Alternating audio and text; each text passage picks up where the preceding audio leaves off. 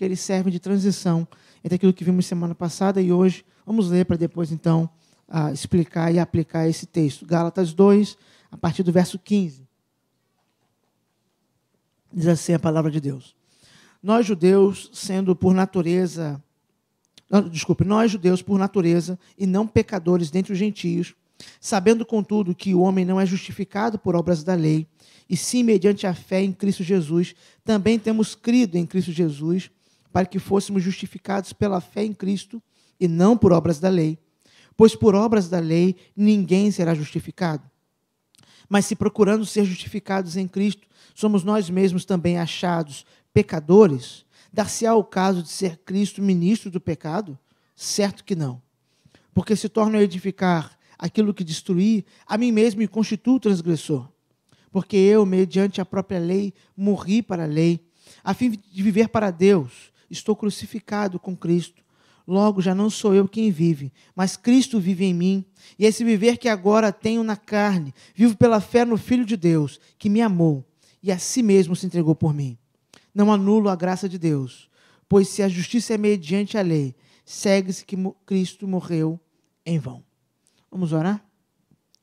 Pai, nós pedimos que, mais uma vez, a Tua palavra seja instrumento na mão do Teu Espírito, para transformar o nosso coração, para nos conduzir a toda a verdade. Tudo isso nós pedimos e agradecemos, no santo nome de Jesus. Amém. Como nós vimos nas últimas semanas, o apóstolo Paulo escreve essa carta às igrejas que estão na região da Ásia Menor, que ele havia plantado na sua viagem missionária, primeira viagem, porque logo após a saída do apóstolo Paulo, chega a essas igrejas um grupo de alguns judeus e outros judeus que se converteram, chamados judaizantes, que querem ensinar às igrejas um complemento da mensagem dos apóstolos. É isso que eles têm para dizer. Eles dizem que vem em nome de outros apóstolos, Tiago, João, Pedro, inclusive querendo dizer que esses apóstolos são superiores a Paulo, e por isso Paulo trouxe uma mensagem mais ou menos completa, e eles precisam melhorá-la. E é interessante porque Atos capítulo 15, um texto que nós lemos algumas semanas atrás, verso 1 vai aparecer, pode colocar?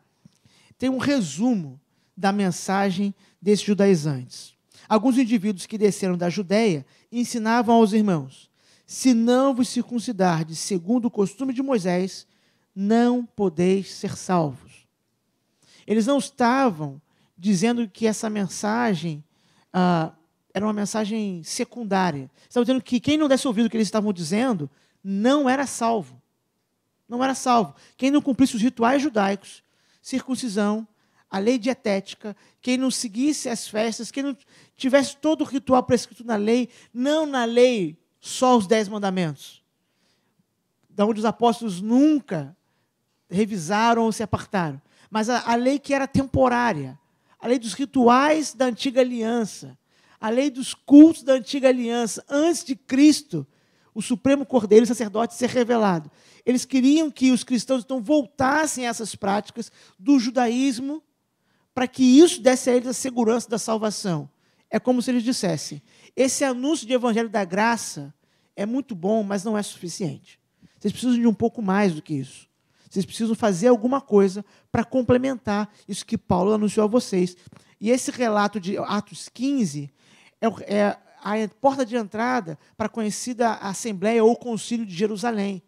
Porque eles causaram esse problema em Antioquia, e de Antioquia esse assunto chegou a Jerusalém, e Paulo e Barnabé foram enviados para resolver isso, discutir, onde os apóstolos que estavam em Jerusalém entenderam que não era um outro evangelho, que não são os rituais judaicos que salvam, mas é a graça de Deus. Mas esse é um breve resumo do que eles pregavam. Talvez, ao longo dessas semanas que nós estamos meditando na carta aos Gálatas, surja na mente de algumas pessoas a seguinte questão: mas pastor, nós não lidamos mais com judaizantes hoje. Apesar que, um parênteses aqui, às vezes sim. O que eu vejo de igrejas com castiçais, arcas de aliança, é impressionante. São tantas e tantas arcas que não dá para contar. Então, há um semi-judaísmo em nossos dias, digamos assim. não com a mesma intenção que esses judaizantes tinham. Esses homens queriam aprisionar esses irmãos aos rituais mortos da lei, ao legalismo. Hoje, talvez, os novos judaizantes querem aprisionar o bolso das pessoas. Fechando esse parênteses. Nós não lidamos com o mesmo tipo de judaizantes, mas nós lidamos todos os dias com a mesma mensagem. A mensagem desses homens, ela não desapareceu. Porque, meus irmãos, a religião do mérito é a religião da rua, a religião comum. É o senso comum. O senso comum é a mentalidade do mérito. Essa é a crença popular. Ou as pessoas não dizem coisas do tipo, faça por onde? E até tem um versículo apócrifo, né? Faça por onde que eu te ajudarei. E fala assim, está na Bíblia. Assim, na minha não. Não sei em outras, na minha nunca achei. Porque é a mentalidade popular. Faça por onde? E Deus depois completa. O que você não conseguir, aí essa parte Deus faz. Mas faz um pedaço, começa aí. Quando você chegar no seu limite, Deus completa dali em diante. Deus dá o restinho para você conseguir. É o se esforce. É até o tenha mais fé. E nós temos que ter muito cuidado, porque muitas vezes fé, na linguagem evangélica do Brasil, é uma fé de mérito. Tenha mais fé no sentido de pense mais, confie mais. E às vezes é confie mais em você. Ou não é esse o discurso quando as promessas de falsos pregadores falham? Por que você fez a campanha e não conseguiu o que você queria? Porque você não teve fé. Ou seja, é uma fé meritória. Você não teve fé. Ou seja, você não mereceu. Por isso você fez a campanha e não conseguiu. Você não mereceu conseguir.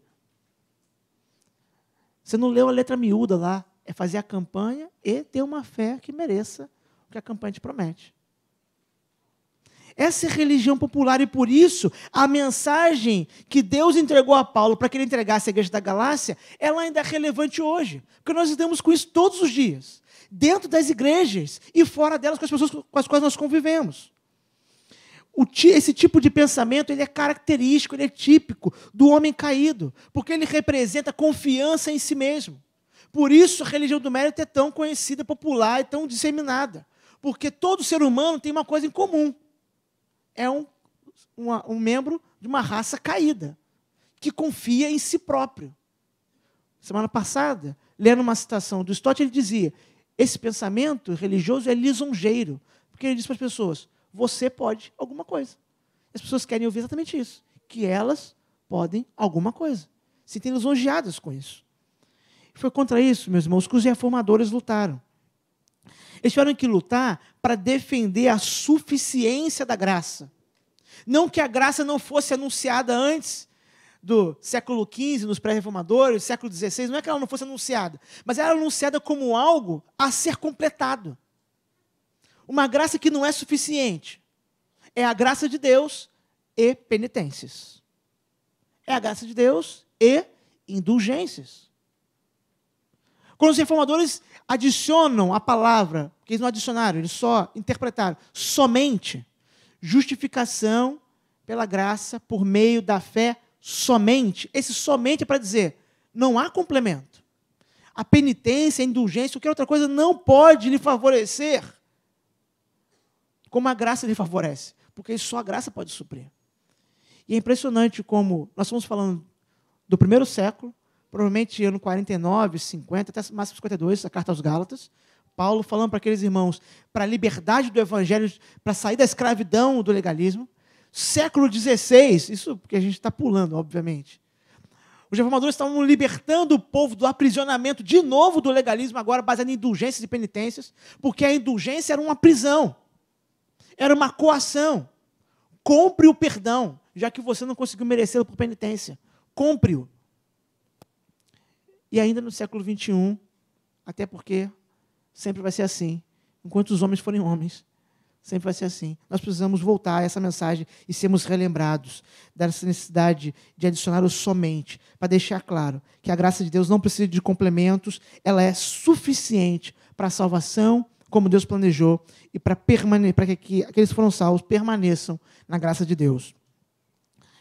Passando por isso, vamos olhar novamente então para os versos que nós lemos, para deles podermos extrair algumas lições importantes. Primeiro, versos 15 e 16, que já começamos a ver na semana passada. Eles vão reafirmar, Paulo está reafirmando, que somente pela graça de Deus o homem pode ser justificado.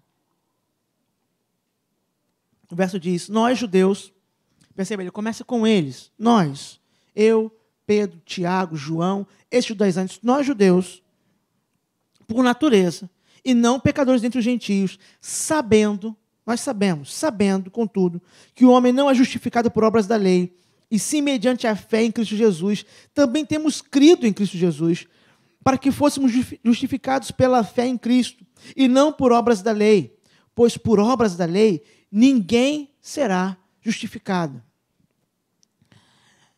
Nenhum de nós pode entender os propósitos de Deus, como diz as Escrituras, porque ninguém pode sondar a mente de Deus. Mas muitas vezes eu já me peguei pensando, por que Deus separou justamente Paulo para os gentios e não outros apóstolos? Semana passada eu falei um pouquinho sobre isso, quero falar um pouquinho mais. Eu creio, como eu disse, eu não tenho como certeza dos propósitos de Deus, mas eu creio, meus irmãos, que Deus assim fez para mostrar a grande contradição, o grande absurdo que é o homem confiar em si próprio para agradar a Deus. Porque Deus pegou o judeu dos mais zelosos, o homem que mais confiou em si próprio, como obediente à lei. Ele próprio, o apóstolo Paulo, quando vai falar sobre isso na carta aos Filipenses, há um outro grupo que também se vangloria de obedecer à lei, ele vai dizer, dos judeus, eu fui judeu fariseu. Eu não fui um simples judeu, eu fui um judeu zeloso, um fariseu, circuncidado segundo a lei, apresentado no templo. Tudo que esses judeus valorizam, eu também valorizei. Tudo isso eu também experimentei. Talvez algum desses irmãos e algum desses falsos mestres que estavam lá, seduzidos pelos esses rituais judaicos, não tivessem condições de, em toda a sua vida, praticar o judaísmo como Paulo praticou. Paulo foi ensinado desde pequeno. Paulo aprendeu, decorou a Torá.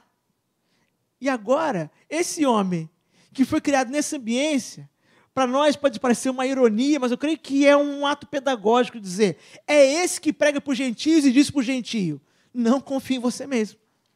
Não ache que você pode, pela obediência dele, convencer o Senhor como um dia eu achei.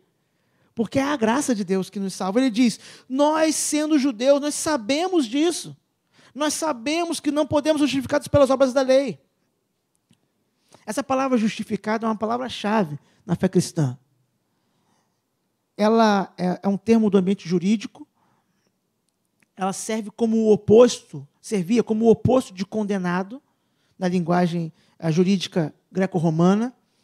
E significava que, ao invés de alguém ser declarado culpado, aquele indivíduo seria declarado sem culpa. Não tem culpa. Não era uma anulação de pena. Era uma declaração de perdão. Sem culpa. Deveria ser declarado culpado, mas vai ser declarado sem culpa. É isso que essa palavra significava. E a doutrina cristã se aproveitou dessa palavra para ensinar que ser justificada é o ato pelo qual o pecador é visto diante de Deus, não mais como um culpado que merece a morte, mas é visto como um perdoado, como um sem culpa, como um justo. Até nisso, o cristianismo, conforme ensinado no Novo Testamento, ele é o extremo oposto de qualquer pensamento religioso do planeta. Porque na religião do mérito, no senso comum, as pessoas têm que fazer coisas que acumulem justiça para que alguém um dia diga, você é um justo. E as pessoas esperam que esse alguém seja a sua divindade, o seu Deus. O cristianismo é para dizer, não, você foi declarado justo, você recebeu o status antes. Você foi declarado justo por um ato de Deus, para a partir de agora, viver de acordo com esse status. A partir de agora, que você foi declarado justo, foi declarado perdoado, você não está mais condenado, foi declarado perdoado, a partir de agora, viva de acordo com essa justiça recebida. E Paulo está mostrando aqueles judaizantes que supunham poder ser justificado diante de Deus pela prática das obras da lei, especialmente, como eu disse, circuncisão e a lei dietética, que o Evangelho tinha uma outra mensagem. Não é de forma alguma encontrado no Evangelho uma possibilidade de confiar em si próprio, confiar na obediência da lei, confiar em rituais. O Evangelho explica desde o começo que a única possibilidade de um homem ser reconciliado com Deus é pela graça de Deus. A justificação é sempre pela graça de Deus. Isso para nós, meus irmãos, tem implicações todos os dias. Isso tem implicação na maneira como nós nos relacionamos com Deus nas coisas mais simples. Das coisas mais simples, só alguns exemplos. Ler a Bíblia. Que cristão não sabe que é importante ler a Bíblia? Ao mesmo tempo que cristão não sabe que não lê o suficiente. Mas você pode estar pensando sobre ler a Bíblia com uma perspectiva parecida com a dos judaizantes. Achando que se você ler a Bíblia o suficiente, se você ler toda a Bíblia, talvez se você ler toda bem rapidinho, 2, 3 vezes no ano a Bíblia inteira, isso vai, diante de Deus, ser levantado como algo precioso. Não vai. O que nós somos chamados é ter a perspectiva da graça de Deus. Nós não lemos a Bíblia para que Deus fique impressionado com nossos feitos. Nós lemos a Bíblia porque, como nós somos resgatados pela palavra que ela revela, nós amamos a Bíblia. Ela é nosso alimento. Nós precisamos dela. Deus não precisa que eu leia a Bíblia, mas eu preciso. Deus não se impressiona com a minha leitura, mas eu fico impressionado com as palavras que eu leio aqui. A perspectiva muda. Ir ao culto, domingo, estar presente na congregação, faz parte do compromisso cristão, apesar do que dizem os desigrejados de hoje, achando que é possível ser cristão fora da comunidade. Isso não é verdade. Nós precisamos da congregação, nós precisamos uns dos outros. Nós precisamos daquela conversa informal da porta, das orações uns pelos outros aqui, de compartilhar da palavra, precisamos de tudo isso. Mas alguém pode vir à igreja com a perspectiva dos judaizantes, pensando, faltei domingo, o que vai ser de mim agora? O que vai ser de mim agora? Essa semana vai ser terrível. Estou amaldiçoado pela semana. Tem que cumprir penitência essa semana para poder a semana não ser terrível. Essa não é a perspectiva cristã, bíblica. A perspectiva bíblica é, eu não venho à igreja para que Deus, amanhã, segunda-feira, possa olhar, foi à igreja ontem, né? Então, esse está abençoado. Olha para o outro, faltou domingo. Não, essa semana pode prejudicar a semana dele. Não. Nós somos alcançados pela graça de Deus, pelo seu infinito amor, sem nenhum mérito da nossa parte. Então, quando nós estamos aqui juntos no ajuntamento dominical, estamos com o rebanho de Deus, com o nosso povo, com nossos irmãos, estamos aqui impulsionados pelo amor e pela gratidão ao Senhor. Deus não precisa que eu venha à igreja. Eu é que preciso vir à igreja. Perceba, essa é uma distinção clara. E Paulo está ensinando essa doutrina profunda, porque toda doutrina verdadeira tem implicação para o dia a dia. Porque se eu pensar num conceito, num sistema de mérito, eu vou fazer as coisas pelas motivações erradas e logo eu vou estar fazendo as coisas simplesmente pela aparência delas. Os fariseus não se tornaram hipócritas da noite para o dia. Eles se tornaram hipócritas porque, ao fazer os atos religiosos que prescreviam na lei para conquistar uma coisa da parte de Deus, logo eles fizeram isso de forma mecânica, para que os outros os vissem como gente espiritual. Então, nós precisamos ter uma mudança no coração, no que nós cremos, para que a nossa prática se ajuste a isso. Por isso, Paulo insiste em ensinar essa igreja. Ele vai dizer, ninguém nunca foi justificado por obras, nem judeu nenhum foi. Nenhum judeu poderia considerar ter sido capaz de cumprir a lei. Nenhum judeu fez isso. Inclusive, esse foi o argumento que ele usou na Assembleia de Jerusalém, Atos 15. Olha o versículo 10 e 11. Irmãos, podem ler? Agora, pois, por que tentais a Deus?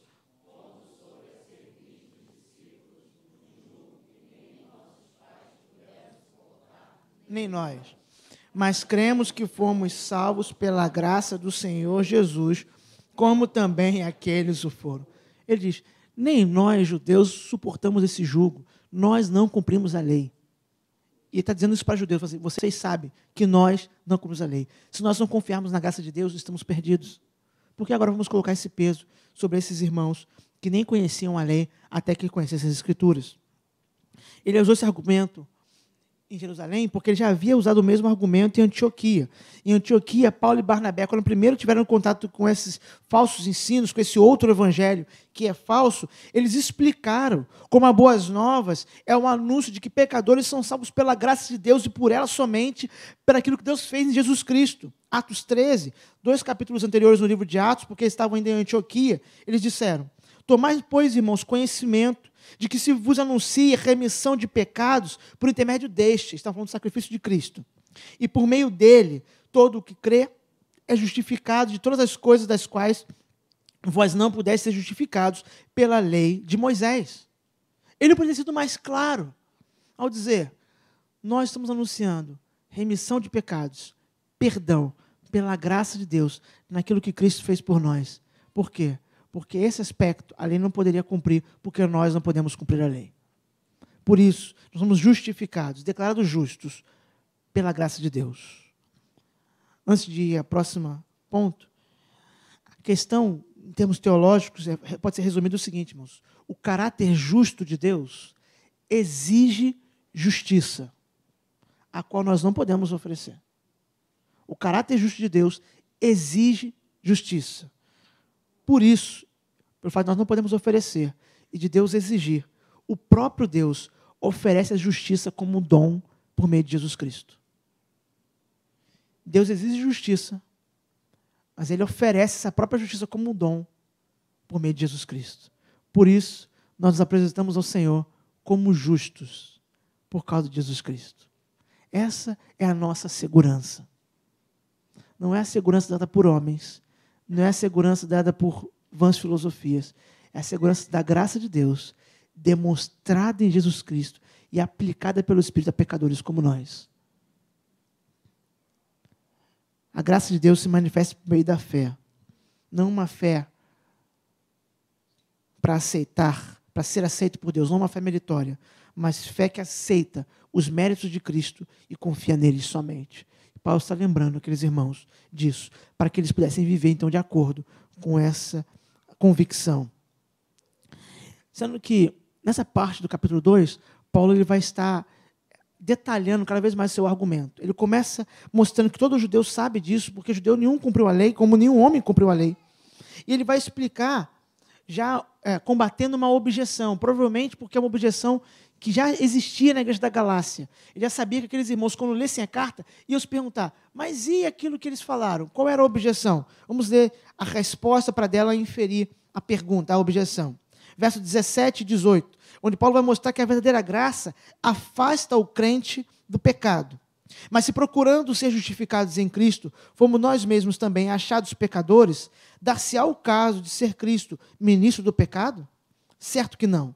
Porque se torna a edificar aquilo que destruir, a mim mesmo me constituo transgressor.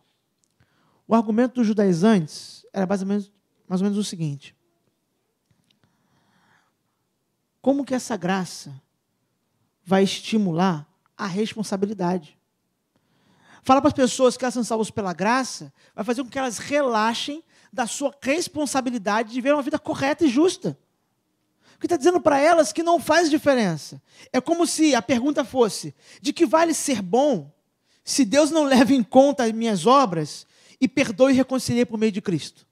De que vale ser bom? De que vale fazer o que é certo? Se no final não é a minha obra que vai convencer a Deus da minha salvação, vai ser Deus fazendo isso por meio de Cristo. Essa pergunta, esse argumento, é o argumento que a gente chama de antinomista, ou seja, que não tem lei. É também conhecido como a graça barata, que também é presente em nossos dias. Tanto aqueles que creem numa graça barata, quanto aqueles que argumentam contra ela, confundindo toda a graça com ela. Qual é a distinção? Paulo apresentou claramente as bases para isso logo depois, no capítulo 5, que nós vimos no mês de agosto, quando ele fala das obras da carne e fruto do Espírito. Paulo vai mostrar que não há espaço para uma graça barata, vazia. O risco de fazer uso da liberdade que eu tenho em Cristo para dar vazão às obras da carne. Porque ele vai dizer: quem é do Espírito tem que andar segundo o Espírito. Só quem não é do Espírito dá vazão às obras da carne e aí pode usar o argumento que quiser, inclusive da falsa liberdade que acha que tem em Cristo, que ainda não foi alcançada por Ele. Então o argumento de Paulo é, eles estão questionando que, ao ser alcançado pela graça, não confiar nas minhas obras, eu vou viver por pecado? Ele diz, claro que não. Claro que não. Spurgeon chega a dizer que só um ímpio, só uma pessoa não regenerada, só uma pessoa não salva, teria a capacidade de fazer da graça de Deus um apoio para pecar. Só uma pessoa assim usaria da graça de Deus como uma desculpa para continuar numa vida perversa, fazendo da graça de Deus algo vazio, sem efeito. Mas o principal alerta feito aos Gálatas, eles foram lembrados, e todo homem precisa ser lembrado, é que, por nossa conta, nós não obedecemos à lei. Essa é a verdade. Não adianta tentar impor medo pela obediência para preservar a santidade, porque esse evangelho que é falso, que é de medo, gera uma vida simplesmente de aparências. Porque as pessoas passam a associar pecado àquilo que é visto. Então, se ninguém me vê, ninguém me acusa, está tudo bem diante de Deus. Eu sou uma pessoa tida como de alta reputação, santa. Quando o evangelho da graça vai dizer que é o contrário. O que é mais importante é o que Deus está vendo. E como ele vê coisas que ninguém vê, que são terríveis, e ele conhece os nossos pecados mais profundos, não exigiria nenhuma alternativa a não ser a graça de Deus. Porque não dá para impressioná-lo com uma vida de aparência. Por isso Paulo destrói os dois argumentos. Tanto de que alguém pode se apoiar nas próprias obras, quanto de alguém pode fazer o uso da graça para fazer obras perversas. Porque a graça de Deus, a mesma graça, meus irmãos, que salva, transforma. A mesma graça que salva, regenera, muda o coração. Esse argumento o apóstolo João, ele usou na sua primeira carta. Ele lembrou aqueles irmãos, 1 João 3, versos 8 e 9, que os irmãos lessem. Aquele que pratica o pecado procede do diabo, porque o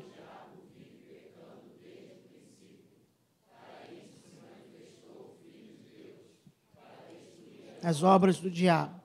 Todo aquele que é nascido de Deus não vive na prática de pecado, pois o que permanece nele é a divina semente.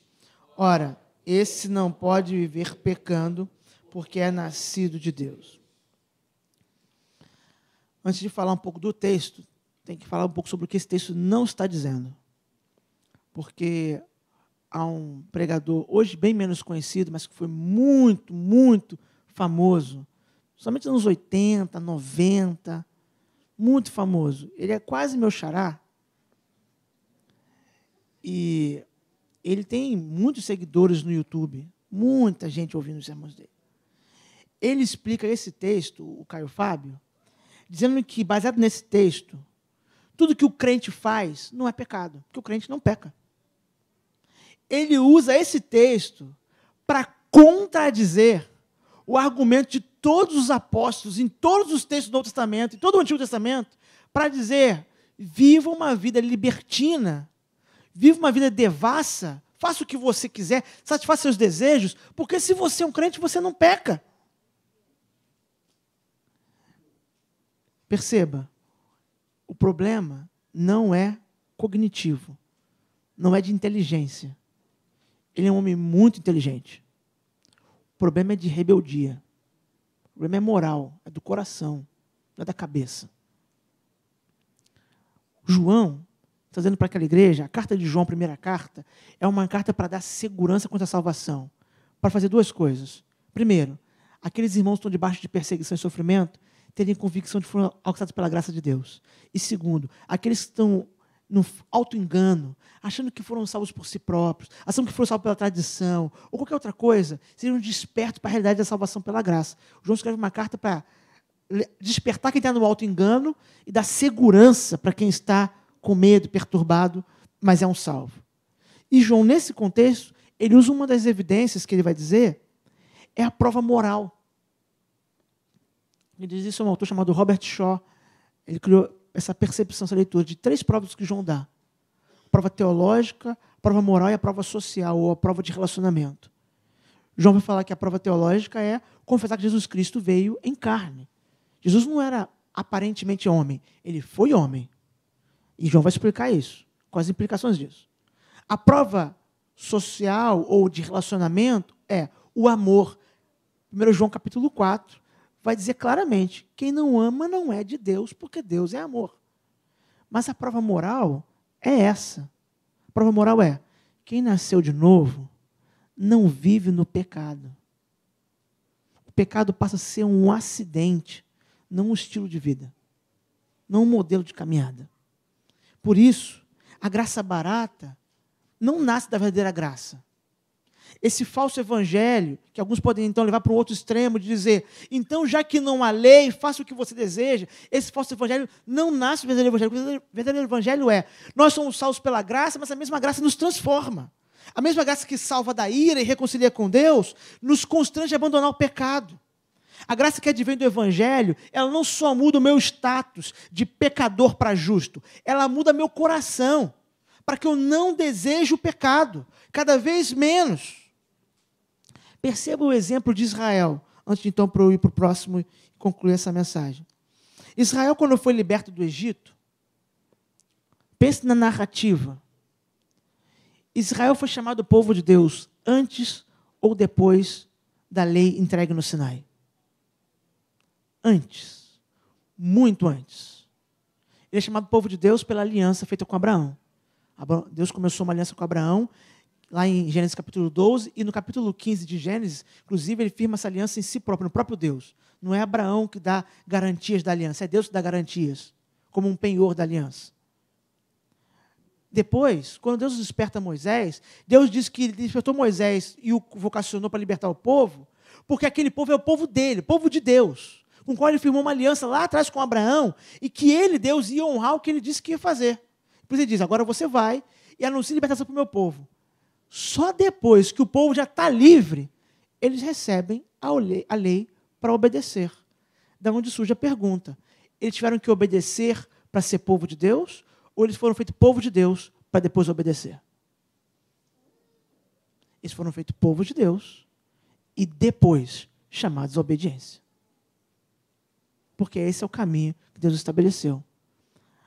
Graça e obediência constrangida, conduzida, alimentada pela mesma graça. A obediência é a consequência da salvação. Por isso, o cristão, ele não tem prazer no pecado e não quer permanecer nele. E Paulo vai explicar por que isso acontece, baseado na união com Cristo. Está aprofundando o argumento, como eu disse. A união com Cristo na morte e na ressurreição. Porque eu, mediante a própria lei, morri para a lei, a fim de viver para Deus. Estou crucificado com Cristo. Logo, já não sou eu quem vive, mas Cristo vive em mim. E esse viver que agora tenho na carne, vivo pela fé no Filho de Deus, que me amou e a si mesmo se entregou por mim. Como colocar na mesma equação graça e obras, santidade e pecado, sem ceder a um legalismo, confiar na lei, e nem ceder a essa graça barata e vazia? Como fazer essa equação toda funcionar? Como é que isso se encaixa no Evangelho? A resposta é, nós morremos. A resposta que Paulo dá é, nós morremos. A união com Cristo na morte e na ressurreição tem dupla implicação.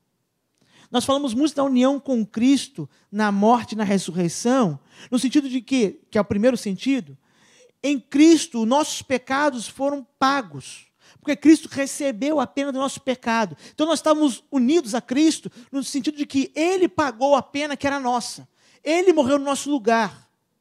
O apóstolo Paulo vai dizer no capítulo 3 de Gálatas que Ele se fez maldição em nosso lugar. Nós éramos os amaldiçoados. Mas Ele se fez maldição para que nós fôssemos os bem-aventurados. Então esse é um sentido da união com Cristo. Mas o segundo sentido é que na ressurreição de Cristo, nós também ressurgimos. É isso que Paulo está dizendo. Ressurgimos com Ele para vivermos de forma condizente com o nosso novo estado, nossa nova maneira de ser, nosso status novo. Então a nossa união com Cristo, ela é a chave para entender como nós somos salvos pela graça, mas não fazemos uso da graça vivendo o pecado, porque foi o pecado que levou o nosso Senhor para a cruz. E por isso nós morremos com Ele para esse pecado. Nós morremos para a lei, inclusive, nesse sentido, de ser culpado pela lei do nosso pecado, porque Cristo pagou a nossa pena. Mas nós ressuscitamos. Ressuscitamos para uma nova vida. Ressuscitamos para caminhar diferente, como Cristo ressuscitou. O mesmo argumento foi usado em Romanos capítulo 6, versos 11 a 15. Eu vou só ler antes de comentar. Assim também vós, considerai-vos mortos para o pecado, mas vivos para Deus em Cristo Jesus. Essa expressão não é casual. Em Cristo Jesus, é a nossa posição, é o nosso status. Em Cristo, nós morremos para o pecado, para a lei, vivemos agora pela graça de Deus, para a santificação. Não reine, portanto, o pecado em vosso corpo mortal, de maneira que obedeçais às suas paixões, nem ofereçais cada um os membros do seu corpo ao pecado, como instrumentos da iniquidade, mas oferecei-vos a Deus, como ressurretos dentre os mortos, e os vossos membros a Deus, como instrumentos de justiça, porque o pecado não terá domínio sobre vós, pois não estáis debaixo da lei, e sim da graça. E daí? Havemos de pecar porque nós estamos debaixo da lei, e sim da graça? De modo nenhum. E Paulo continua o argumento, para dizer, se antes, pela lei, obedecemos pelo medo, muito mais agora obedecemos pelo amor, confiados na graça de Deus, que já nos libertou. O pastor John Stott vai dizer, quando nos unimos a Cristo em sua morte, nossa vida antiga acaba. É ridículo sugerir que podemos retornar a ela. Por isso, eu não creio na perda da salvação, porque aquele Fábio já morreu. Eu não posso voltar a ser aquele Fábio. Ele não existe mais. Ele morreu. Além disso, ressuscitamos para uma nova vida. Num certo sentido, vivemos essa nova vida por meio da fé em Cristo. Em outro sentido, não somos nós que vivemos, mas Cristo vive em nós. E vivendo em nós, Ele nos dá novos desejos quanto à santidade, Deus e o céu. Não é que não possamos pecar novamente, perceba? Não é que nós não podemos pecar. Podemos sim, mas não queremos. Paulo vai dizer, o que eu desejo, não consigo fazer. E o que eu não desejo, eu acabo fazendo. Mas eu não desejo. O pecado não é o caminho que eu quero seguir. Ele é um acidente, do qual eu me arrependo o quanto antes e retorno para Cristo para ser perdoado e abandoná-lo. Então, o pastor Stott conclui, todo o conteúdo da nossa vida mudou. Agora tudo se tornou diferente, porque nós mesmos somos diferentes. O antigo você não existe mais. Ele morreu pela graça de Deus. Mas você ressuscitou dos mortos. Você ressuscitou para uma nova vida. Deus te dotou da capacidade de agora lutar contra o pecado, porque agora você está vivo. Quando você estava morto, você não podia lutar, porque morto não luta. Mas você está vivo. Morto para o pecado, vivo para Deus. Por isso, lute contra o pecado, confiado na graça de Deus. 2 Coríntios 5,15. E ele morreu por todos, para que os que vivem não vivam mais para si mesmos, mas para aquele que por eles morreu e ressuscitou. Alguns pastores, tentativa de tornar mais prático esse pensamento da morte, da ressurreição para lutar contra o pecado, sugerem algumas imagens, pelo menos duas são mais comuns. Elas não são mágicas, não quer dizer que se você pensar isso, o pecado desaparece. Mas elas são lembranças baseadas nas Escrituras, na esperança das Escrituras, que nos ajudam a lutar contra o pecado cotidiano. Uma delas, que alguns defendem, talvez o mais conhecido atualmente é o pastor John Piper, a gente pode chamar de a imagem do Cristo ensanguentado. Ele chega a dizer o seguinte exemplo, dá o seguinte exemplo. Quando você está próximo ao pecado e a sua consciência já está te acusando, porque o cristão tem uma consciência que o Espírito lhe acusa, lhe mostra, para não ir naquele caminho, para não fazer aquilo, para não falar aquilo. Ele vai dizer, lembre-se do Cristo ensanguentado. Ninguém mais está vendo. Ninguém vai saber daquele pecado. Mas lembre-se do seu Senhor crucificado, coberto de sangue pelos pecados. Novamente, não é mágico, não é quer dizer que se você pensar nisso, lembrar disso, o pecado desaparece, mas isso vai lhe dar força para resistir ao pecado. Ao lembrar de que foi por causa do pecado que Cristo chegou naquele estado. Muitos dos nossos pecados nos seduzem com a ideia de que eles não têm consequências porque ninguém está vendo. Mas o Cristo crucificado está. Ele foi morto, transpassado por isso. Isso não deve nos gerar a falsa culpa de então fugir de Deus como Adão e Eva fugiram. Isso deve nos levar à culpa verdadeira, que leva a arrependimento, confissão de pecado e abandono do pecado. Outra imagem, segunda e última nesse ponto, é que alguns autores poderiam chamar de perspectiva da eternidade. Tem coisas que nos seduzem, que elas parecem ser muito valiosas para nós. Seja um prazer, seja um objeto, seja um status. Mas se nós começarmos a pensar sobre a eternidade, lógico, a nossa mente é finita para pensar sobre a eternidade. Mas aquilo que nós somos capazes, a partir daquilo que a Bíblia diz, que Deus plantou no nosso coração, o desejo da eternidade, essas coisas que nos seduzem, elas perdem o seu valor. Certos prazeres, certas coisas que parecem tão necessárias, quando nós lembramos da eternidade, da glória proposta, elas parecem nada. Nada. É como nós olhamos agora para trás, para Esaú, e vemos o quão ridículo é alguém trocar sua primogenitura por um prato de comida. Sendo que ele nem era uma pessoa que estava passando privação de comida, ele estava com um pouco de fome. Mas nós olhamos isso em Esaú e vemos o absurdo que é, mas não percebemos no nosso próprio coração. Por isso a perspectiva da eternidade. Para onde nós estamos indo? O que nos está proposto lá? Isso comparado àquilo é nada. É nada. Não vale de nada. E essa perspectiva da eternidade pode nos ajudar a vencer muitas das seduções de pecado que nós temos, ao sermos lembrados para o que nós somos salvos e chamados. Então chegamos ao último verso para concluir, no verso 21, onde Paulo vai mostrar que as obras não podem ser então causa de salvação, para não tornar nulo o sacrifício de Cristo. Não anula a graça de Deus, pois se a justiça é mediante a lei, segue-se que morreu Cristo em vão. A palavra de Deus é muito clara. Se algo for acrescentado ao sacrifício de Cristo, essa mesma coisa estará anulando o sacrifício de Cristo. Ou pelo menos fazendo com que nós consideremos nulo. Porque se alguém precisa ser motivado pelo medo de não ter obras para agradar a Deus, para seguir ao Senhor, essa pessoa não tem a motivação correta. Ela não dá devido valor a confiar na obra de Cristo. Por que alguém tem que ficar sendo acossado pelo medo para buscar a santidade? Porque não entendeu o valor da obra de Cristo, que é melhor do que a minha obra e a sua, e custou muito mais do que a minha e a sua. Por isso ela precisa do medo, para assustá-la. Mas Paulo diz, qualquer outra coisa que for acrescentado anula a graça de Deus, ou pelo menos faz com que eu considere ela nula. Porque Cristo, o seu sacrifício, foi suficiente. Romanos 11:6. Se é pela graça, já não é pelas obras. Do contrário, a graça já não é graça. O autor de Hebreus, décadas depois, já no final do primeiro século, ele vai ser usado pelo Espírito Santo para dar o argumento final, mais claro sobre isso. Como nada pode ser acrescentado, porque é pela graça, não é pela obediência, pela lei ou qualquer outro instrumento meritório. Hebreus 7:11. Se, portanto, a perfeição houvera sido mediante o sacerdócio levítico. O sacerdócio levítico é o da lei. O sacerdócio da lei dos levitas, da antiga aliança. Pois nele, baseado, o povo recebeu a lei. Que necessidade haveria ainda de que se levantasse outro sacerdote, segundo a ordem de Melquisedeque, e que não fosse contado segundo a ordem de Arão.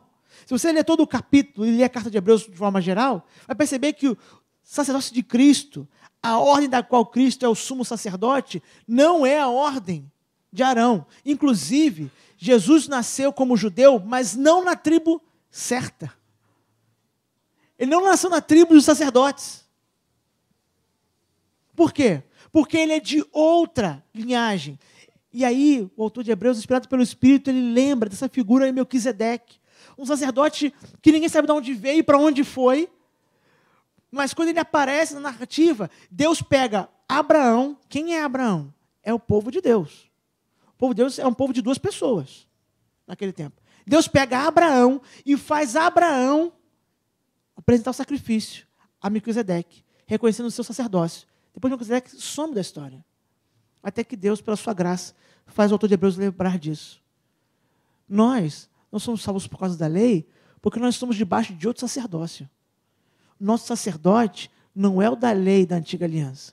Nosso sacerdote é o perfeito sacerdote, Cristo, que veio de uma linhagem não contada, porque ele é gerado pelo Espírito Santo, como diz os evangelhos. E vai para a glória celestial. Nós não vemos agora aqui, ele não deixou uma aliança sacerdotal aqui agora, a não ser pela ação do Espírito, o seu povo, que agora é feito sacerdotes, como o autor de Hebreus vai argumentar, e João também em Apocalipse, e Pedro também na sua carta. Agora nós somos os sacerdotes dessa ordem, cujo sumo sacerdote é Jesus Cristo. Não uma ordem baseada na lei, mas uma ordem baseada na graça de Deus.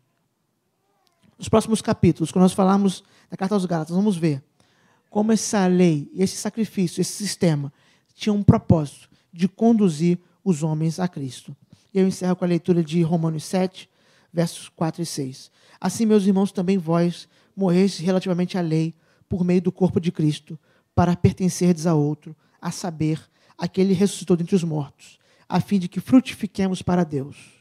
Porque, quando vivíamos segundo a carne, as paixões pecaminosas postas em realce pela lei operavam em nossos membros, a fim de frutificarem para a morte. Agora, porém, libertados da lei, estamos mortos para aquilo a que estávamos sujeitos, de modo que servimos em novidade de espírito e não da caducidade da letra. Que pelo Espírito, se vamos ao Senhor, confiados na sua graça e nela somente. Vamos orar?